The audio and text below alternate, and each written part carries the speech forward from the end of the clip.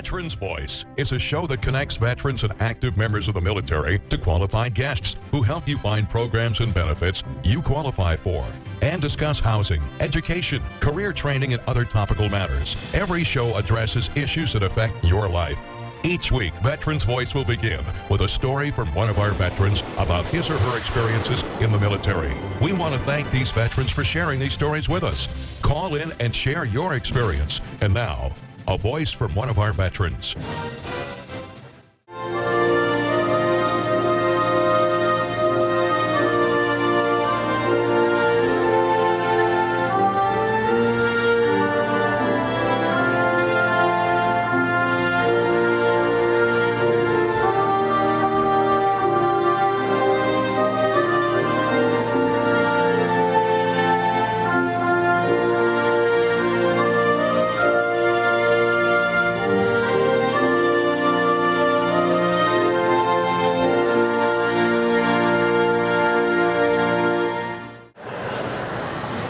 I can't tell you how honored we are to be here at Fenway Park with the Boston Red Sox to host this special event, this hiring event to help our veterans and transitioning service members, our members of the Guard and Reserve, and their spouses find meaningful employment opportunities.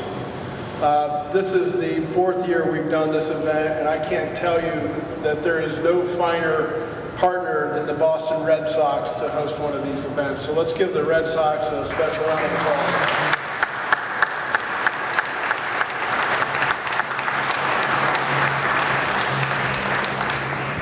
We have also had some great employer partners, many of whom you'll hear from here in a second. Here we are, Greg Brasso with our good friends, Eric from the Chamber of Commerce, here to talk about the Hiring a Hero event.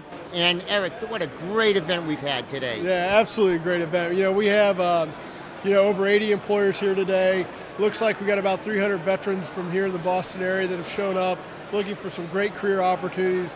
You look around, I mean, these are some highly, and it's no surprise, but these are some highly skilled and qualified people to bring into your workforce, and so it's just been a really special day, and the Red Sox have, as always, have been a class act to really help us make today happen. Well, you look around these employers, I mean, these are about long-term career opportunities. They're about finding just not a job, but finding something that's going to bring some long-term economic benefit to that young service member and their family. And so it's a great group of employers. Bottom line. Value proposition. And it's all about that. Yeah, and and it's what's great about our country and the way we do business. But at the end of the day, it's about bringing incredibly talented people into their workforce, because we know American businesses succeed or fail based on the backbone of their incredibly talented workers. And I can't think of a better person to bring into your workforce than a veteran or a military spouse. Well, and it seems really there's some highly qualified veterans walking around here, very professional, and it really makes you feel that you're really making a difference in all of these folks' lives that are here. No, there's no doubt about it. And what I really like about an event like today is it's not just about finding folks jobs. I mean, there are jobs here for service members that are trying to figure out what they want to do, but there's also some long-term career opportunities. And a lot of people showing up today aren't unemployed.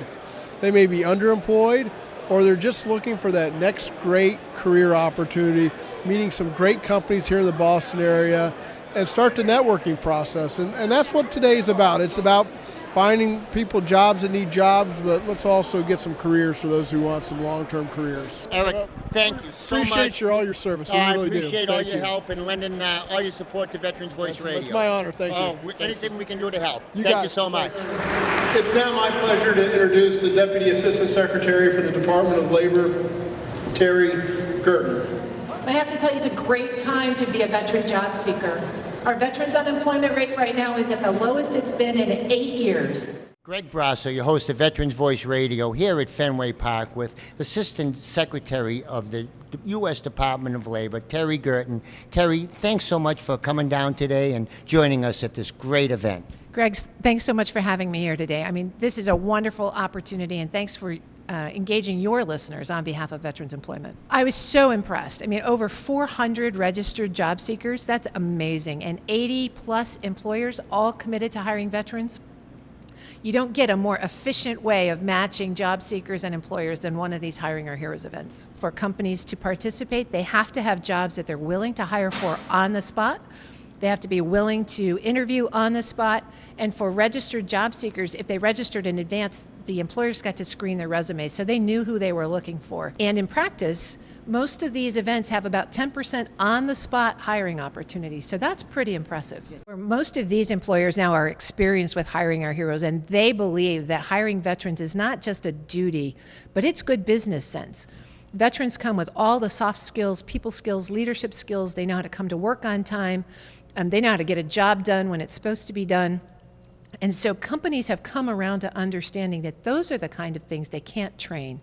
They can train a veteran on the specifics and the technical aspects of a job, but to have them come with that suite of leadership skills is irreplaceable, so it makes great business sense. One of the things we know that is a best practice for businesses that want to be veteran friendly is to create a veterans affinity group.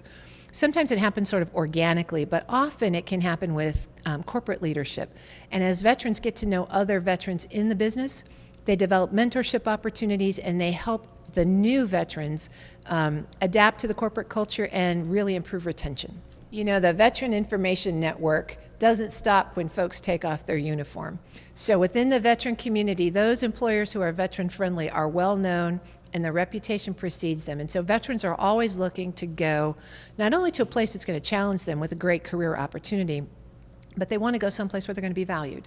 And so companies that build a reputation for valuing veterans, offering them career advancement, promotion opportunities, training opportunities, taking care of them, that reputation gets around. And that would, I'm sure, trickle down to that veteran's family as well, who I'm sure also is a benefit, maybe a secondary benefit for all the great work that's going on here. Well, absolutely. There's a whole organization that DoD supports called the Military Spouse Employment Program.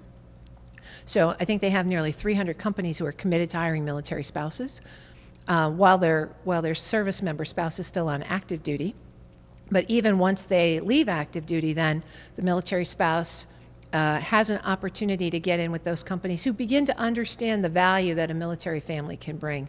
And having stable employment is so important for the well-being of the family. You know, folks who leave the military who've had that camaraderie, who've understood that career advancement, they want to go on and continue to do great things. That's why you have so many organizations that recognize veterans as an asset to their community, not just to their company, but to their community. And you see more and more veterans moving into community leadership opportunities, volunteer service opportunities. It's all a part of the whole person, the whole family wellness. There's no single characteristic of a veteran, right? Every veteran is unique, but they all have sort of common attributes. So everybody's looking for something a little different. Everybody's got different skills, different personal objectives, but they all come at it from this background of teamwork, camaraderie, mission accomplishment, and a lot of technical training and expertise as well. And it seems like you're also preparing this veteran before they're discharged to begin thinking about the life after, not just waiting till the day after and what comes next, because it seems like there's a lot of preparation involved to go into a new career. Well, you're absolutely right, Greg. And so the partnership with the Department of Defense is all about the Transition Assistance Program. Now, as of 2013, every separating service member has to go through that class. It's now mandatory. And the Department of Labor teaches a 3-day employment workshop to begin to help people think about the process of transition and what it means, what a resume looks like, what using online resources looks like today, how to prepare for an interview. So they get an introduction to all of that. And then we try to follow up again in partnership with DoD through their installation transition service managers and also their local workforce system job centers, where they can continue to get one-on-one support for them. The great thing about that is for as long as they are a job seeker, might be right when they transition, might be again 20 years later, might be again when they're 55, the workforce system is always there for them and can support them at every step of the way, and it's always free.